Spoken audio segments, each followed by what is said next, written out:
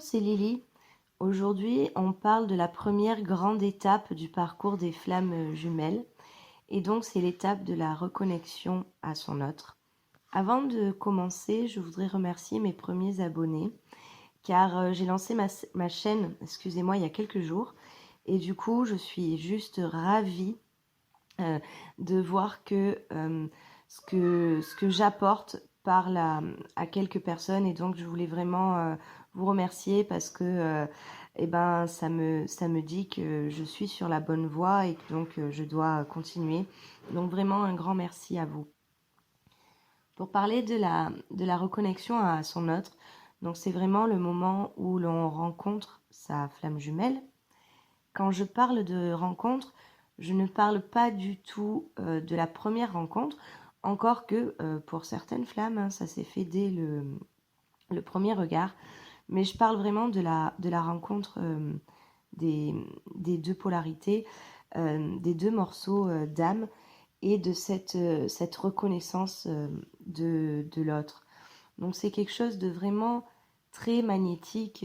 Moi, quand je visualise ça, je vois vraiment deux aimants qu'on tient dans une main chacune et qu'on essaye de maintenir à distance. Et l'attraction se fait et on ne peut rien faire d'autre que laisser les aimants se coller. C'est une force qui est d'une puissance dingue.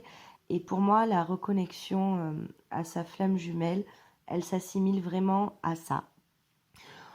Au moment où on se rencontre, donc les deux, on n'est pas encore donc ni chaser ni runner, mais on porte à l'intérieur de nous les blessures de l'enfance en premier, hein, parce que c'est vraiment là que les blessures se forgent. Et chaque blessure qui est venue se rajouter, en fait, est venue grossir la blessure d'enfance.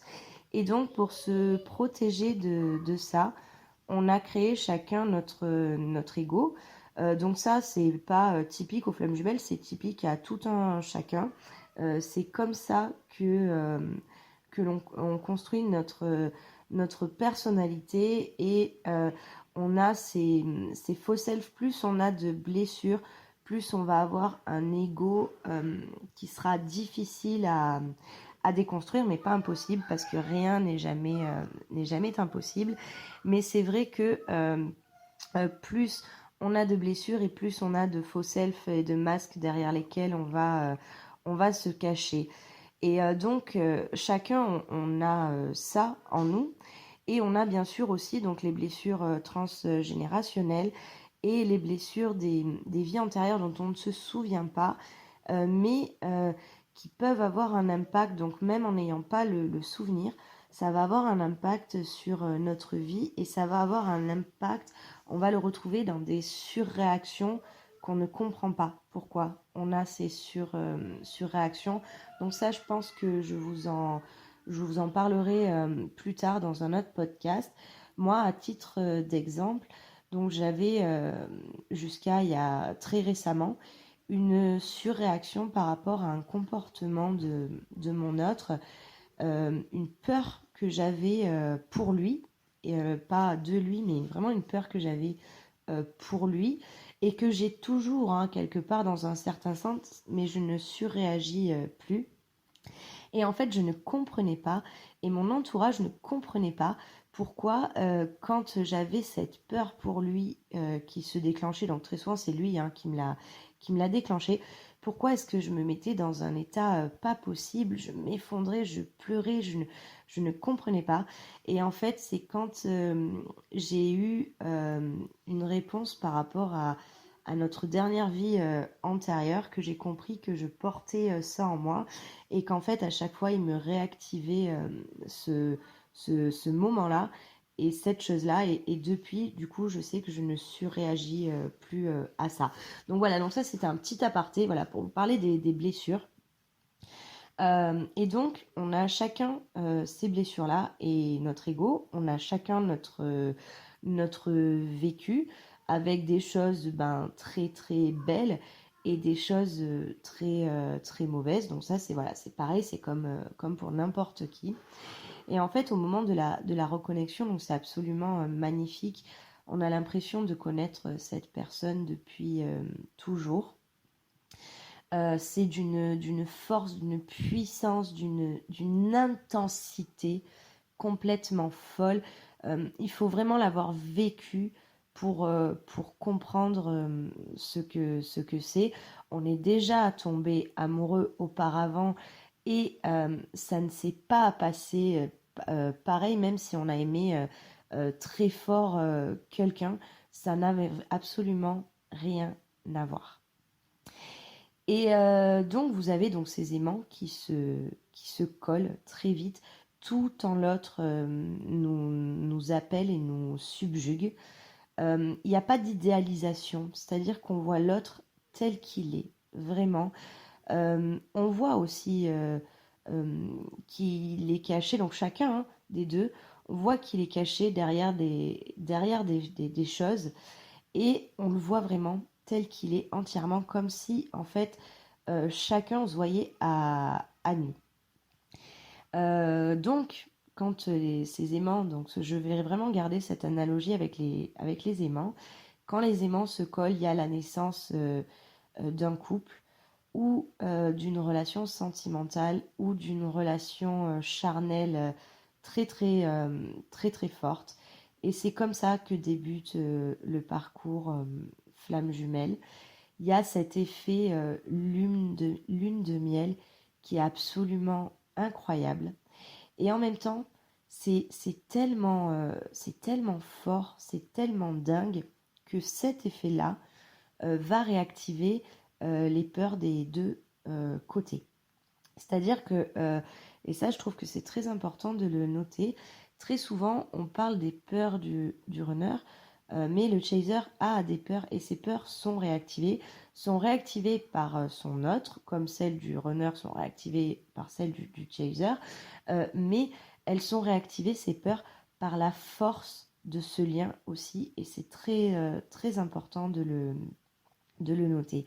Et comme donc ces peurs s'activent, et donc chacun des deux va se coller son étiquette, donc on va garder, même si à un moment on l'enlève dans le parcours, cette étiquette, mais c'est à ce moment-là que le comportement du chaser va s'activer et que le comportement du runner va s'activer. Il y a aussi dans cette reconnexion, donc bien sûr c'est un amour très puissant, c'est une complicité très puissante, c'est vraiment quelque chose d'indescriptible, mais je pense que vous voyez très bien de quoi je parle. Il y a aussi cette sexualité sacrée. Je ne parle pas de plaisir, évidemment qu'on a du plaisir dans l'acte sexuel, mais je parle de cette osmose, de cette connexion et de cette fusion avec son autre. On n'a pas besoin de se parler, on se connaît déjà et c'est d'une fluidité et une fusion absolue. Tout ça va donc activer relativement vite les comportements et en fait, c'est là où le lien va devenir très souffrant. Très souffrant pour le chaser en premier, qui lui, même s'il n'a pas conscience qu'il est en face de sa flamme jumelle, il sait juste que cette personne-là, il l'aime comme il ne pensait jamais qu'il allait pouvoir aimer, et il sait qu'il n'aimera jamais aussi fort quelqu'un que cette personne-là. Et il a reconnu à ce moment-là, lui déjà, qu'il y a quelque chose. Il ne sait pas ce que c'est. Parfois, il peut se demander, est-ce que je suis en train de devenir fou ou folle? Et c'est juste dingue parce que il a toutes les réponses en lui à ce moment-là, mais il n'a pas la clé. Et le runner, de son côté, il est juste halluciné parce que il sait au fond de lui que cette personne-là est son neutre, mais c'est quelque chose qu'il va réfuter et rejeter très très vite. en disant non, je ne veux pas, non, ce n'est pas ça. Et donc va se mettre en place ce schéma où on a un chaser qui a peur que son hôte l'abandonne et qui donc va se plier en quatre pour ne pas être abandonné par son hôte. Et plus il va faire ça, plus son runner va le rejeter, le repousser, fuir. Il revient. Il revient toujours si vous vous posez 2 minutes par rapport à votre relation, donc que vous soyez chaser ou runner. Il y a un moment, donc si vous êtes chaser, vous avez eu l'expérience, donc ça dure depuis un petit moment, et vous voyez que votre runner revient toujours à vous d'une façon ou d'une autre. Alors, excepté si vous êtes dans une phase de séparation, mais vraiment, il y a ce comportement-là. Et si vous êtes runner, vous voyez très bien ce que je voulais dire, c'est-à-dire que vous voulez vous en foutre de votre autre et vous le faites très bien. Vous le faites très bien, vous fuyez, vous rejetez, vous le repoussez, vous lui dites non, ce n'est pas possible, non, je ne veux pas toi, non, je ne veux pas de cet amour, non, non, non. Mais il y a toujours ce moment où vous êtes réattiré et que vous y retournez et c'est vous qui actez ça, c'est vous qui retournez à chaque fois vers lui. Et si vous n'en avez pas pris conscience, il serait peut-être temps de vous en rendre compte. Posez-vous et repensez à cette relation et vous allez voir que c'est quelque chose que vous faites inconsciemment, vraiment. Cette phase de reconnexion et de réactivation des étiquettes, du coup, chaser runner et la production de ce schéma, elle peut durer un certain temps. Et plus ça va durer, en fait, plus le lien va devenir souffrant. Le chaser, lui, ne comprend pas, il est dans une souffrance absolue de ça. Il ne comprend pas ce qui lui arrive, il ne comprend pas ce qu'il ressent. Il sait juste que cette personne, elle est juste incroyable et il est dans cette espèce de schéma de souffrance où en fait il n'y a que les moments où son runner est près de lui qu'il ne souffre pas. Et le runner, lui, ça va être souffrant d'un autre côté, c'est-à-dire que lui, il étant dans le rejet de tout, c'est lui qui est souffrant et il ne sait pas comment faire. Il se bloque dans ce schéma-là, mais il est aussi très souffrant.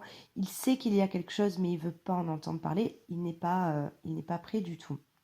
Tout ça va nous mener, bien sûr, à la phase de séparation. Donc, je vous en parlerai dans un autre podcast. Très souvent, la phase de séparation, elle est actée par le runner parce que autant le chaser acte beaucoup de choses dans la réflexion en premier et dans la 5D, autant le runner va acter beaucoup de choses, lui, dans la matière, vraiment. Mais à côté de ça, donc ça vraiment, je vais vous en parler dans le podcast de la séparation. Le chaser a un comportement très contrôlant, même s'il s'en défend, c'est la vérité. Il voudrait ramener de toutes ses forces son runner dans le lien. Et autant il peut avoir un comportement contrôlant à ce niveau-là, autant il peut avoir aussi un comportement contrôlant sur lui-même et contrôler sa vie à un moment pour essayer de stopper cette souffrance qui est juste inouïe. Donc tout ça, on en parle dans le prochain podcast. J'espère que ce que je vous dis, ça vous fera écho. Et n'hésitez pas à me mettre dans vos commentaires comment vous l'avez vécu, cette phase de reconnexion. Je vous dis à très vite.